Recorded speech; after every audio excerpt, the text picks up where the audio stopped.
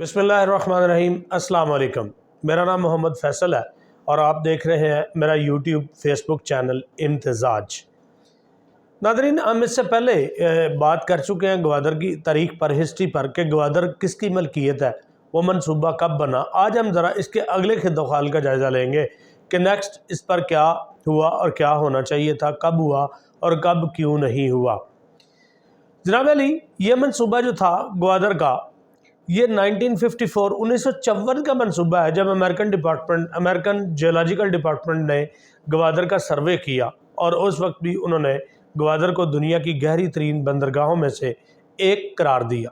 उसके बाद यूँ हुआ कि 1958 में अयूब खान ने 1958 में गवर्नमेंट ऑफ पाकिस्तान ने गवादर को ख़रीद लिया ओमान से। ख़रीदने के बाद आगे बात शुरू हुई। गवर्नमेंट ऑफ पाकिस्तान ने इसके बारे में सोचना शुरू कर दिया। चलते चलते अयूब खान का दौर आ गया। जब अयूब खान का दौर आया तो जहां मुल्क में और बहुत सारे अच्छे काम हुए, जहां मुल्क की तरक्की हुई और मुल्क के बहुत सारे दूसरे डैम बने और तरक्याती 5 साल तरक्याती मनसूबे बने, वहीं पर इस मनसूबे को भी इब्तदा में ही शुरू किया गया। लेकिन कुछ माली मजबूरियाँ और कुछ बैनुल अक़वामी दबाव की वजह से इस मंसूबे पर काम जो है वो आगे जारी ना हो सका। इससे आगे जब हम थोड़ा सा बढ़े तो अयूब खान का दौर गुजर गया। अयूब खान के दौर के बाद फिर आगे हमारा पॉलिटिकल जो एक लंबा पीरा है, पॉलिटिकल पीरियड है, वो आया, जिसमें मुख्तलिफ ख़ानदानों ने अर्ज़ वतन पर हुकूमत की। अब इस पॉलिटिकल दौर में हुआ यूँ कि सबसे ज़्यादा जो ज़ोर लगाया इस मंसूबे को ना बनाने में वो था UAE और स्पेशली दुबई में। इन सब को बैक कर रहा था सऊदी अरेबिया, क्योंकि अगर गवादर चल जाता है तो फिर दुबई का जो एयरपोर्ट है और दुबई जो फ्री जोन, फ्री पोर्ट सारा कुछ बना हुआ है, वो मंसूबा सारे का सारा खटाई में पड़ जाता है। तो वहाँ से क्या हुआ, हमारे मुख्तलिफ सियासतदानों को, मुख्तलिफ सियासी ख़ानदानों को, हमारे हुक्मरानों को माफ़ कीजिएगा, हमारे मुख्तलिफ हुक्मरानों को मुख्तलिफ वक्तन UAE की तरफ से, यानी जितने भी अरब्स हैं उन सब की तरफ से कभी कारें, महंगी तरीन कारें गिफ्ट आ रही हैं, कभी नोटों के भरे हुए ब्रीफ केसेस का शोर गोगा सुनाई दे रहा है, और उसका सिर्फ मकसद एक ही था कि गवादर पोर्ट को ना बनाया जाए। फिर जनाब 2002 में ये मंसूबा दोबारा शुरू हुआ। 2002 में इस मंसूबे के दोबारा से आगाज़ किया गया और ये आगाज़ किया जनाब 2002 में परवेज़ मुशर्रफ ने। 2003 में इस पर अमली काम शुरू हो गया। 2002 में इस मंसूबे पर काम शुरू किया गया और 2002 के आखिर में और 2003 के अवाइल में इस मंसूबे पर अमली काम का आगाज़ कर दिया गया, जो कि 2007 में ये काम जो था, ये मंसूबा जो था, पाया तकमील तक पहुँच चुका था। इसके सारे का सारा वो जो सिस्टम था, जो निज़ाम था, वो सारा बन चुका था इस मंसूबे का। लेकिन इस मंसूबे के जो पैरा प्रोजेक्ट्स थे, जिन्होंने इसे मज़ीद कामयाब करना था, जिनमें सड़कें, रेलवे और दूसरे तरक्याती काम गवादर के, और GDA mean Gwadar development authority, इन सब के जो काम थे वो सारे के सारे होने वाले थे।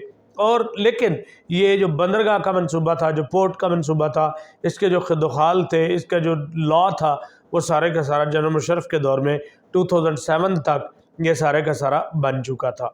उसके बाद यूँ हुआ कि सिंगापुर की कंपनी को इस फ्री पोर्ट का, इस फ्री जोन का ठेका दे दिया गया। उसके साथ मुआहिदा हुआ कि 2044 तक ये जगह उसकी होगी और वो सारे का सारा वो जो है वो उससे फ़ायदा उठाएगी। लेकिन हुआ यूँ कि 2012 के आखिर और 2013 के शुरू में, अवाइल में ही सिंगापुर की कंपनी जो है वो भाग गई। उसने इस मंसूबे पर मज़ीद काम करने से इनकार कर दिया। यहाँ पर दो राय आती हैं। कुछ लोग कहते हैं कि हमारी गवर्नमेंट ऑफ पाकिस्तान की तरफ से चाइना के इमा पर उसे भगा दिया गया, और एक राय ये है कि वो कंपनी अपने मतलूबा वक्त में वो जो ठेका उसे दिया गया था, जो काम उसने करने थे, वो पूरे ना कर सकी। नतीजतन वो सारा उसका बना बनाया इंफ्रास्ट्रक्चर जितना भी था वो सारा गवर्नमेंट ऑफ पाकिस्तान के पास आ गया। उसके बाद इस मंसूबे को पाया तकमील तक पहुंचाने के लिए चाइना से बात शुरू होगी। चाइना की एक कंपनी ने इस मंसूबे को करने का अपने मुल्क की इमा पर ठेका ले लिया। अब यह है कि चाइना न सिर्फ इस मंसूबे को पाया तकमील तक पहुंचाएगा, बल्कि वो गवादर डेवलपमेंट अथॉरिटी और यानी गवादर सिटी, उसका गिरदोनवा और गवादर से लेकर चाइना तक सड़कें, ML1 ریلوے منصوبہ، اور دوسری بہت ساری چیزیں جو ہیں وہ اسے شروع کرے گا اور اسے پایا تکمیل تک پہنچائے گا. یعنی کہ چائنا نے ٹوٹل یہ گوادر، اس کے گرد و نواح اور اس کے ساتھ جتنے بھی منسلک دوسرے ٹرانسپورٹیشن کے منصوبے ہیں، جن میں سڑکیں ہیں، ریلوے لائن ہے، مواصلات ہے، اور دوسری جو اس کو سپورٹ کریں گی، جو اس کے ساتھ کوارڈینیٹ، جو چیزیں اس کے ساتھ منسلک ہوں گی، کوارڈینیٹ کرنے والی ہوں گی، جو ساری کے سارے انفراسٹرکچر کو چائنا ڈیولپ کرے گا. اور اس سارے انفراسٹرکچر کو ڈیولپ کرنے میں چائنا کی جو لاگت آئے گی وہ $60 ارب ہے. $60 ارب چائنا اس پر کمپلیٹ کرے گا. اور اس کے بعد جناب بلوچستان کی ان سڑکوں سے دولت کا ایک سیلاب گزرے گا، لیکن 2044 تک، 2044 تک دولت کے اس سیلاب میں سے صرف اور صرف گوادر کو جو ملے گا وہ 9% ہوگا. چائنا اس کا 91% جو ہے وہ خود اس کے پاس رہے گا، اور 9% جو ہے وہ اس کی کمائی کا گوادر ڈیولپمنٹ اتھارٹی کو دیا جائے گا، جو کہ باہر کیف حکومت پاکستان کا ہوگا. وہاں پر خرچ کرنے کے بعد، منصوبہ پایا تکمیل تک پہنچانے کے بعد حکومت پاکستان کا ہوگا. لیکن اس سے پہلے ذرا جائزہ لے لیں جی، گوادر کا سب سے بڑا مسئلہ کیا ہے؟ جناب علی، گوادر کا سب سے بڑا مسئلہ پانی اور اس کے ساتھ ساتھ انفراسٹرکچر کا بننا ہے. پانی کا کیسے؟ جناب اس سے پہلے گوادر کی آبادی جو تھی وہ 1 لاکھ سے زیادہ نہیں تھی، 1 لاکھ سے زیادہ نہیں تھی، 50,000 تک اس کی آبادی تھی.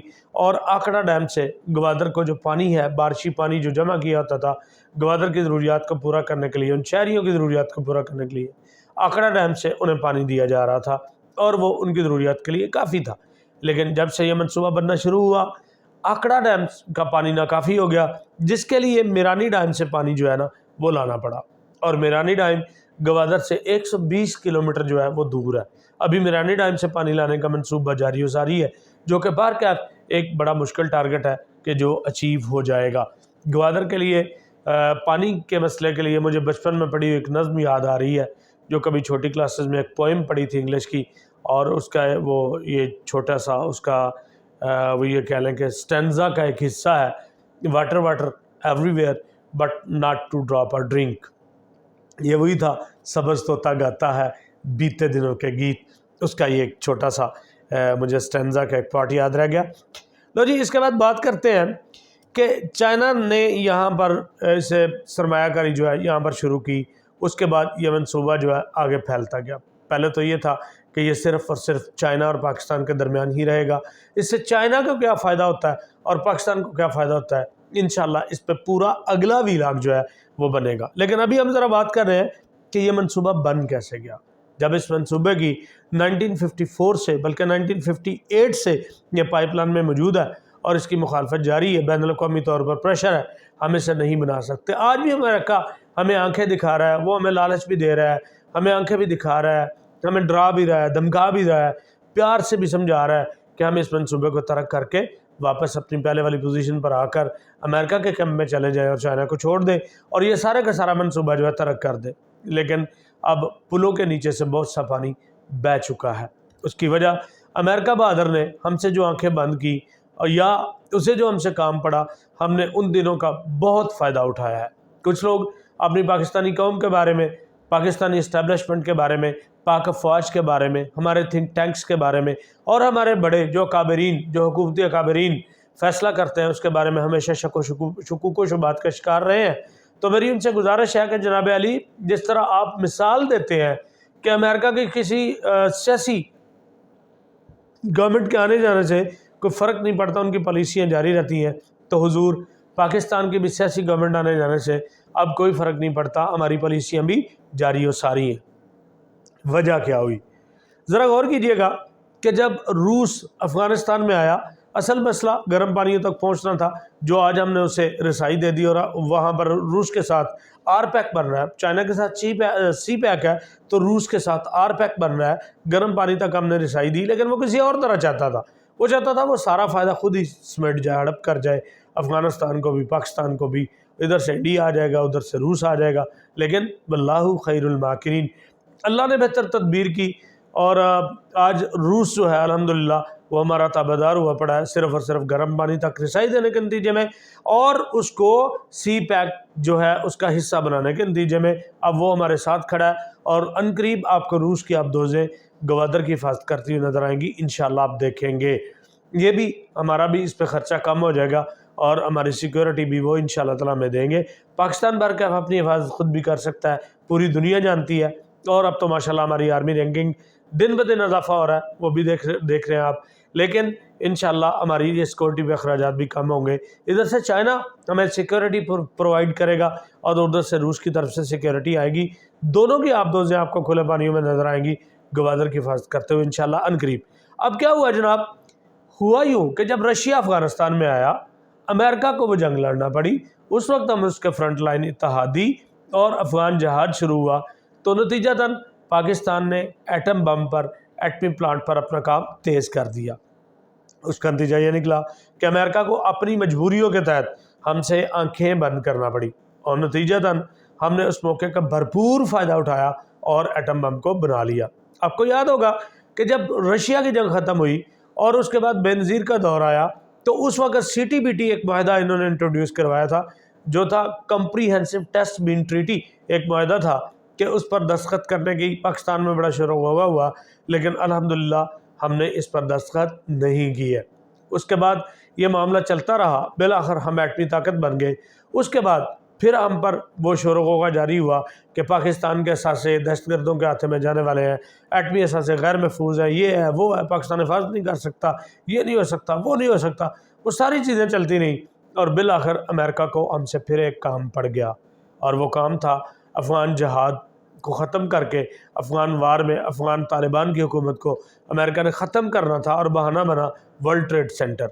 जब ये काम पड़ गया तो फिर अमेरिका बहादुर के तब फ्रंट लाइन इत्तेहादियों की सफ़ में आ गए, कोलेशन सपोर्ट फंड आने लगा, और उसके साथ साथ अमेरिका को मजबूरन ना चाहते हुए भी हमारे अगले काम से आंखें फेरना पड़ी। इसमें हमने क्या किया, अपने मिज़ाइल टेक्नोलॉजी को बहुत ज़्यादा अपग्रेड किया, और हम दुनिया में मिज़ाइल टेक्नोलॉजी के हवाले से 5वें नंबर पर आ गए, और हमने इस वक्त का भरपूर फ़ायदा उठाया।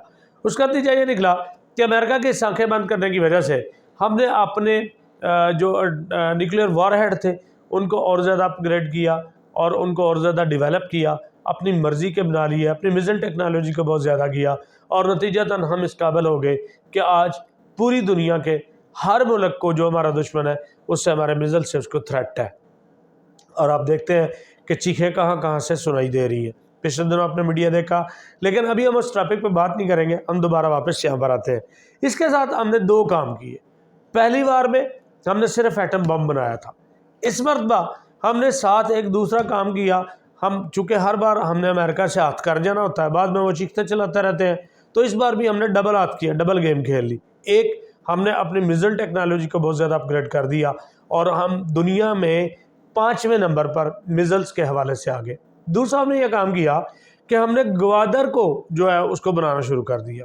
अब जनाब, जब तक इनको होश आता या जब तक ये हमें कहने के काबिल होते, तब तक अल्हम्दुलिल्लाह 2013 में हमने चाइना को ये ठेका दिया था, और 2017 में ग्वादर अपनी जो इसकी असल, जो इसकी हैयत है, जो इसका असल स्ट्रक्चर है, जो इंफ्रास्ट्रक्चर है, वो 25% ग्वादर जो है 2017 में ऑपरेशनल हो चुका है।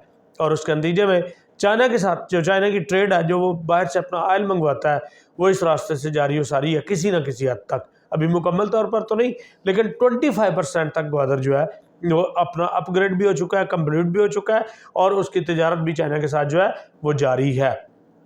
खैर, जब तक अमेरिका हमें ये कहने के काबिल होता है हम इसे ना बनाएं, हम इसे बना चुके थे, हम इसे ऑपरेशनल कर चुके थे। अब बैन अवी दबाव तो आ रहा है, वो आता रहेगा। अब देखिए, मैंने पिछले व्लॉग में भी अर्ज़ किया था कि अरब हमसे नाराज़ क्यों है, और उनकी नाराज़गी की बेसिक और बुनियादी वजह ये थी कि आप आइंदा आने वाले सालों में देखेंगे कि दुबई सारे का सारा जो है वो शिफ्ट होने जा रहा है ग्वादर में, और जिसकी वजह से उन्हें ये चीज़ नहीं भाती थी, उन्हें ये चीज़ पसंद नहीं थी। अब जनाब, इससे पढ़कर चूँकि हमारा हमसाया मुल्क, हमारा बिरादर इस्लामी मुल्क ईरान हमसे थोड़ा नाराज़ था, जिसकी वजह से चाइना ने उसको भी हमारे करीब कर दिया, और पाकिस्तान में ग्वादर पर चाइना की जो इन्वेस्टमेंट थी वो $60 अरब की थी, और उसने ईरान में $400 अरब की इन्वेस्टमेंट करके चाबहार को लिंक कर दिया ग्वादर के साथ, اور پھر ہم آگے سے انشاءاللہ ترکی کے بعد یورپ تک لنک کرنے جا رہے ہیں۔ اللہ تعالیٰ آپ سب کا اور ہمارا حامی و ناصر ہو۔ اللہ ہمیں ان کاموں کو اچھے سے کرنے کی توفیق دے، ہمارا ملک دن دگنی رات چگنی ترقی کرے اور ہم آگے بڑھتے جائیں، اور انشاءاللہ ان قریب وہ وقت آئے کہ دنیا کے فیصلے پاکستان کی ہاں یا نہ میں ہو۔ مسکراتے رہیے، خوش رہیے، اور ابھی تک اگر آپ نے اس چینل کو سبسکرائب نہیں کیا تو پلیز کر لیں، اور میرے اس چینل کو لائک، شیئر اور سبسکرائب ضرور کریں، دوستوں کے ساتھ شیئر کریں۔ اچھی معلومات آپ کی خدمت میں بڑی محنت کے ساتھ لاتے رہیں گے۔ اللہ آپ کا اور میرا حامی و ناصر ہو۔ مسکراتے رہیں۔ اللہ حافظ۔